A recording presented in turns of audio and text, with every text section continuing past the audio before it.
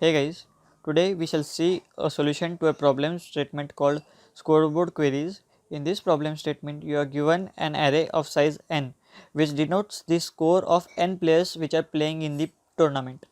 So after this, we are given an n plus 1 player. So we are playing as n plus 1 player, and we have to find out after n player scores, we have to find out how many distinct ranks are possible for us as n plus 1 player to score if we score different number of scores.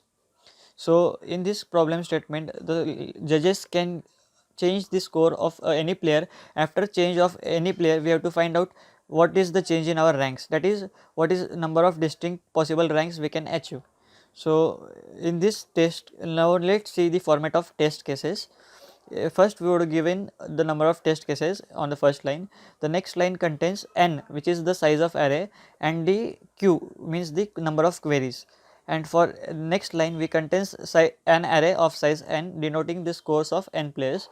After this we are given q number of queries. So the approach to this problem statement is very simple. We have to just find out how many distinct number of scores are present in our array, and after that we can just print the length of array plus 1. That many number of ranks are possible for our players to score. So let's see a Python based solution to this problem statement.